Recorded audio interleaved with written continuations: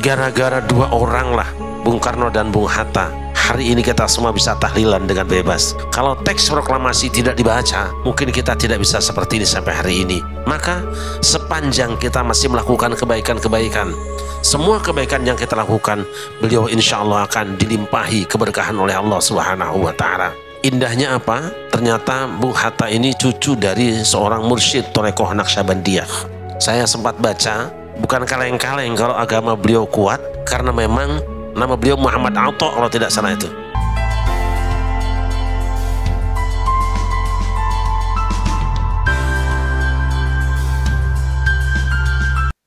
Alhamdulillah wassalatu wassalamu ala Rasulillah wa ala alihi wa ashabihi wa man tabi'ahu wa wala hamma ba'du. Hadratal Mukarramin, para alim ulama, para guru, bil khusus Kakanda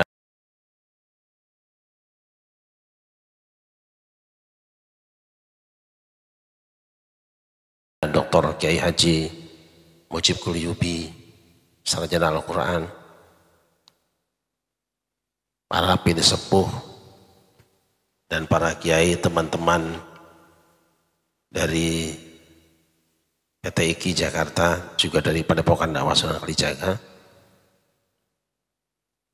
Alhamdulillah dengan izin Allah pada malam hari ini kita semua dipertemukan untuk kesekian kalinya di samping makam salah seorang proklamator kita, Bung Hatta. Mudah-mudahan kehadiran kita di tempat ini membahagiakan beliau. Salawat dan salam kita sanjungkan keharibaan baginda Nabi besar Muhammad sallallahu alaihi wasallam beserta segenap keluarga dan sahabatnya, juga tercurah pada kita semua selaku umatnya yang selalu berusaha dan berupaya untuk berjalan sejalan dengan sunnah-sunnahnya. Moga-moga di balik kekurangan amal kita kelak yaumul kiamah kita semua mendapatkan syafaatnya. Allahumma amin ya rabbal alamin. Terima kasih yang tidak terhingga kepada teman-teman semua yang berkenan menemani saya berada di sini. Bil khusus juga kepada Pak Dedi dari apa namanya tuh di Jakarta Timur ya, Pak Dedi dengan Ibu yang berkenan menyediakan makan malam kita insya Allah malam ini. Semoga Allah Subhanahu wa Ta'ala berkahkan usia dan hartanya semua, dan diberikan anak keturunan yang soleh dan solehah.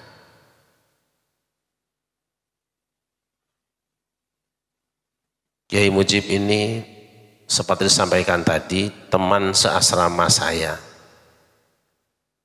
asrama 3 PT IKI, dan beliau termasuk yang mengkader saya di PMII. Jadi ngaku tidak ngaku, salah seorang yang membuat saya begini ya beliau ini. Alhamdulillah beliau menjadi rektor Universitas Nahdlatul Ulama Indonesia. Tentu saya bangga di asrama yang sangat sederhana, mandi ngantri, tapi telah lahir banyak orang-orang yang berguna untuk orang banyak. Baru kemarin juga adik kelas saya, Jazilul Fawaid, mendapat anugerah Bintang Mahaputra dari Presiden Republik Indonesia. Belum lagi beberapa orang yang juga jadi rektor.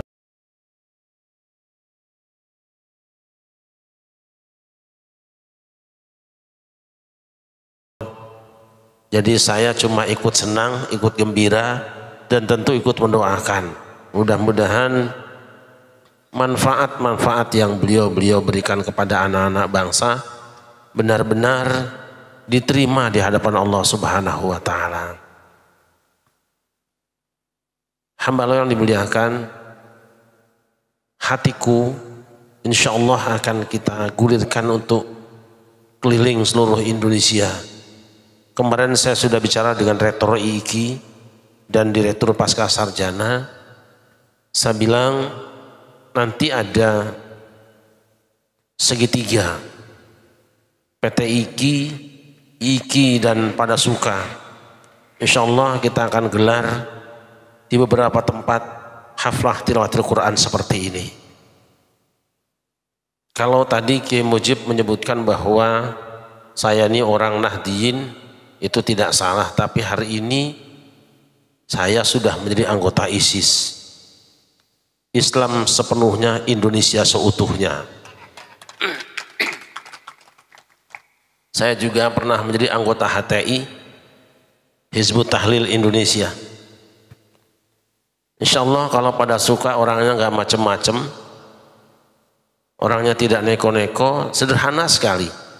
Islamnya pasti, NKRI itu nggak bisa ditawar. Maka pada suka tidak pernah mempersoalkan apa partainya, apa pilihannya, siapa capresnya, tidak ada. Tetapi kalau ada yang mengganggu NKRI, maka pada suka tidak boleh diam. Tidak usah ngobrol ke saya, berangkatlah berjuang. Dulu orang-orang Yahudi pernah minta terus kepada Allah supaya Rasulullah yang namanya Muhammad itu segera didatangkan, karena diyakini hanya dengan kedatangan Muhammad perubahan dapat dilakukan dan kehidupan dapat diperbaharui. Tetapi sangat disayangkan ketika Kanjeng Nabi Muhammad sallallahu alaihi wasallam yang kadang-kadang kalau mereka berdoa tangannya ditumpangkan di atas kitab suci yang ada nama Muhammad, ditawasuli, ketika beliau datang mereka malah mengingkari.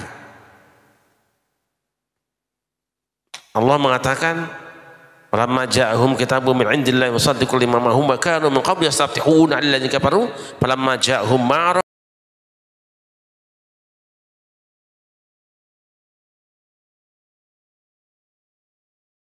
kafaru bih fala'natullahi 'alal kafirin." Ketika datang kepada mereka satu kitab, maksudnya Rasul dari sisi Tuhan mereka yang membenarkan apa yang mereka bawa,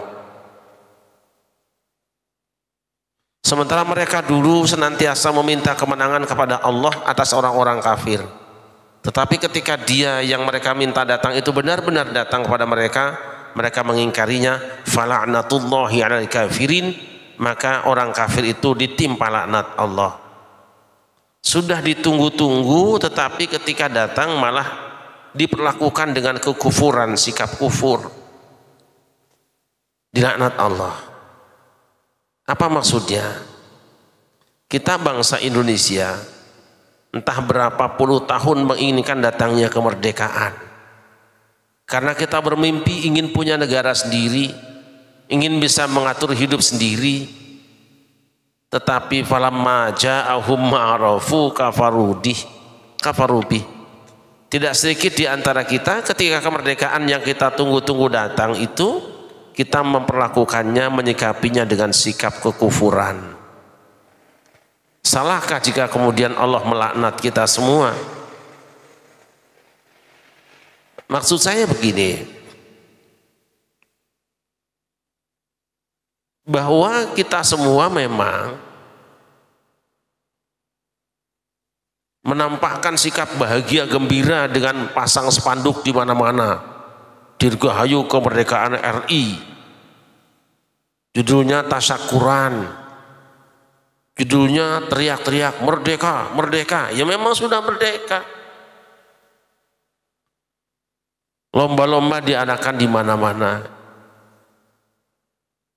Tetapi apakah perilaku kita mencerminkan orang syukur atau sebaliknya? Sebab Al-Quran menceritakan, wa ma kana salatuhum 'indal baiti illa muka'aw wa tasdiyah fadzuqul 'adzaba bima kuntum takfurun. Kita tahu salat itu adalah ibadah terbaik, dan kita tahu Baitullah itu tempat terbaik. Maka siapa orang yang melakukan salat di Baitullah nilainya 100.000 kali. Tapi ada orang-orang yang salat di Baitullah, tapi oleh Allah diancam fadzuqul 'adzaba bima kuntum takfurun. Rasakanlah siksaan dari kami karena kalian melakukan kekufuran. Mengapa? Judulnya sholat, tempatnya Baitullah. tapi Allah ngancam dengan siksa dan dianggap kekufuran.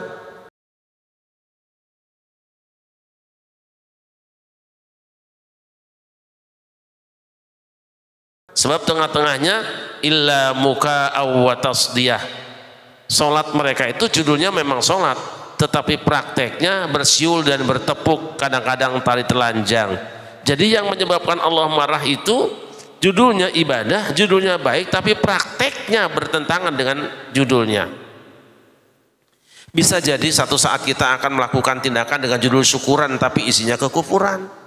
Dimulai dengan baca Al-Fatihah, kemudian tampil qori, sambutan-sambutan, tapi ujung-ujung acara dilanjutkan dengan kemaksiatan. Kita tentu tidak ingin mengatakan siapapun melakukan maksiat. Bagi saya hiburan tetap hiburan, maksiat tetap maksiat, taat tetap taat, berbeda. Karena hiburan diperbolehkan sebab hiburan itu merupakan hak orang-orang yang habis bekerja. Dan salah satunya adalah menunjukkan kegembiraan. Nah, hamba Allah yang dimuliakan, ada orang yang berpikir tentang keselamatan dirinya, ada orang yang berpikir tentang keselamatan keluarganya, tapi ada orang-orang yang satu diri tapi bekerja dan memikirkan kebahagiaan orang yang lebih banyak. Salah satunya ada yang di belakang saya ini, Bung Hatta. Beliau tidak bekerja untuk dirinya, tidak membela keluarganya. Yang beliau teriakan adalah atas nama bangsa Indonesia. Jadi kebahagiaan kita semua hari ini yang kita nikmati, yang beliau perjuangkan. Jadi kalau malam ini minimal setahun sekali kita berada di sini, ingin barangkali kita menampakkan bahagia. Meskipun tidak datang, tentu saja beliau sudah tahu, karena di alam barzah beliau diberitahu. Dan tadi Kiai Mujib nanya ke saya, apakah keluarganya tahu? Tidak. Saya memang tidak mengundang dan tidak minta izin kepada keluarga beliau. Mengapa? Yang pertama, takut merepotkan. Dan yang kedua, kita merasa bahwa beliau bukan milik keluarga lagi, tapi milik bangsa. Maka siapapun boleh merasa bahwa beliau adalah miliknya juga. Jadi kalau malam ini dan kesekian kalinya kita ada di sini tanpa minta izin keluarga, karena saya merasa milik kita juga Bung Hatta ini. Nah, hamba Allah yang dimuliakan, benar kata Kiai Mujib tadi, bagaimana kita akan bisa berkegiatan seperti ini kalau tidak aman? Ya, saya pernah mengatakan di ulang pertama dulu di sini, gara-gara dua orang lah, Bung Karno dan Bung Hatta, hari ini kita semua bisa tahlilan dengan bebas. Kalau teks proklamasi tidak dibaca, mungkin kita tidak bisa seperti ini sampai hari ini. Maka sepanjang kita masih melakukan kebaikan-kebaikan, semua kebaikan yang kita lakukan, beliau insya Allah akan dilimpahi keberkahan oleh Allah Subhanahu wa Ta'ala. Indahnya apa? Ternyata Bung Hatta ini cucu dari seorang mursyid Torekoh Naqsyabandiyah. Saya sempat baca. Jadi bukan kaleng-kaleng kalau agama beliau kuat, karena memang nama beliau Muhammad Atha kalau tidak salah itu.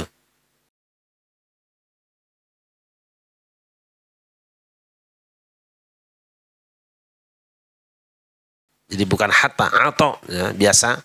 Sama orang-orang di Sumatera kalau nyebut Mutiah jadi Mutia. Sekarang putrinya kan Mutia Hatta. Sebenarnya Mutiah itu.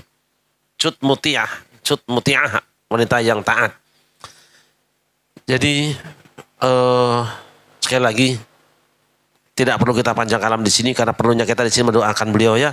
Semua yang kita lakukan untuk beliau, mudah-mudahan dengan kita mendoakan beliau, keberkahan dan fadilahnya Allah limpahkan pada kita semua, sehingga anak-anak kita akan mewarisi kesalehan dari Bung Hatta, tentu bersama Bung Karno. Atas nama keluarga besar pada suka, sekali lagi mengaturkan banyak terima kasih kepada Dr. Mujib Qulyubi, Kiai Haji Abdul Khaliq Rasyad, dan Kiai Haji Mahdawi Kani, juga teman-teman PTIQ semua yang berkenan hadir, juga tentu keluarga besar pada suka. Mohon maaf jika penerimaan dan pelayanan kami semua kurang berkenan. Insya Allah ke depan mungkin kita, kalau tidak di sini pakai lampu, mungkin kita di depan saja di sana, supaya syiarnya lebih nyaman. Tetapi memang namanya kuburan ya kudu hening seperti ini ya. Ini seperti ini. Saya kira itu saja sambutan saya malam ini, tidak banyak-banyak. Mudah-mudahan sambutan sedikit ini bermanfaat buat kita semuanya. Kalau ada yang namanya belum kesebut, saya mohon maaf ya teman-teman. Oh, ini Ontelis terutama. Ontelis ada teman-teman saya dari Ontelis. Nah, ini beliau ini Ontel dari bos ya. Sob ya. Sob. Nah, sepeda apa? Sobat Ontel Banten. Tadinya bos Bintaro. Ontel Solidarity sekarang dibalik. Karena sudah zaman terbalik ya. Bos ya, Sob Solidaritas Ontel Banten. Sobat Ontel Banten, aduh ini takut banget solidaritasnya. Ada juga teman-teman yang lain tadi ya. Terus ada yang ontel dari sana, dari Ciracas, Mas Gunawan. Nah ini teman-teman ontel biasa. Kalau beliau sudah biasa ontel sampai Surabaya bolak-balik sudah rutin. Kita memang tidak ngabari beliau-beliau, tetapi karena beliau tahu sekedar yang terbatas, yang dekat-dekat saja. Terima kasih berkenan bergabung dengan kami semua di sini. Nah, di sini pada suka tuh ada yang gemuk seperti Ustadz Muhammad Fikani ini. Nah ini beliau nih, nah, tapi lain karirnya nih. Sama-sama besar badannya, tapi tidak tahu suaranya bisa dicoba kan. Karirnya lain. Beliau tetap jadi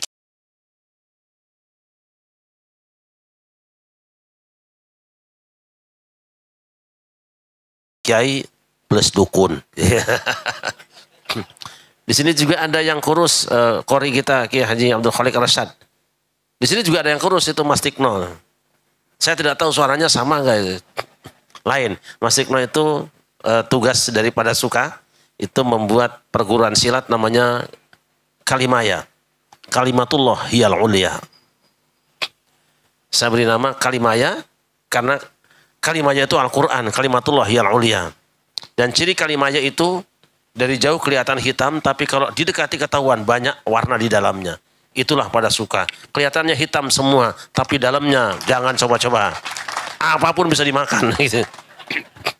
Dan anak-anak yang sudah lulus dalam tahap tertentu, beliau ini bertiga dengan Pak Edi Parianto dengan Mas Yudi. Itu urusan pendekarnya. Nanti kalau yang sudah lulus Kiai ini kita kasih gelar namanya Jawara, Jaga Wibawa Nusantara. Kalau soal ke NU-an jangan tanya lah, ini sudah NU sebelum lahir. Sudah NU sebelum lahir. Insya Allah semuanya Ahlussunnah wal Jamaah dan kita semuanya seperti ini. Nah kalau di antara dukun yang datang ini Pak Leon, ini dukun ini jelas nih. Saya tidak ragu-ragu menggunakan istilah dukun, bahkan saya berharap satu saat istilah dokter diganti dengan dukun. Kalau perlu, profesor doktor ganti dengan Kiai Haji. Jadi Kiai Haji itu menurut saya setingkat dengan profesor doktor. Kan haji itu jenjang karir. Jadi pendidikan lah. Haji itu pendidikan. TK-nya sholat, syahadat. SD-nya sholat. SMP-nya zakat. SMA-nya puasa. Nah, haji itu adalah doktornya, puncak perguruan tingginya. Nah, kalau sudah pinter ngajar di masyarakat, ya, jadi kiai. Jadi kiai haji sebenarnya profesor doktor itu. Jadi formalnya adalah haji, non formalnya adalah kiai. Jadi kiai haji itu profesor doktor. Kalau satu saat bangsa ini berani memunculkan seperti itu, luar biasa. Tapi sangat disayangkan kita malah justru menggunakan bahasa-bahasa yang bisa dipakai orang. Syekh, ya, lebih senang nih syekh. Dulu saya dapat gelar syekh juga ya di kampus ya, tapi nggak saya pakai dah. Baik, saya kira itu saja. Sekali lagi terima kasih, mohon maaf jika ada hal yang kurang berkenan. Karena kita tahu malam ini tentu banyak di antara saudara kita juga yang aktif di tempat lain. Kita akan segera melanjutkan acara setelah ini. Kita tabur bunga ke dalam bersama-sama ya, tabur bunga. Tapi sebelum itu nanti kita akan closing doa hadiahnya. Hadiah pada Bung Hatta oleh dua orang ulama kita. Kiai Jamil, Kiai Haji Muhammad Jamil, kemudian nanti closing oleh Bapak Haji Mahali. Sekira itu, selesai acara kita jangan pulang dulu. Seperti biasa kita akan pidato, ya, ngopi dahar dan foto-foto. Nah itu. Hasbunallah wa ni'mal wakil. Assalamualaikum warahmatullahi wabarakatuh. Waalaikumsalam warahmatullahi wabarakatuh.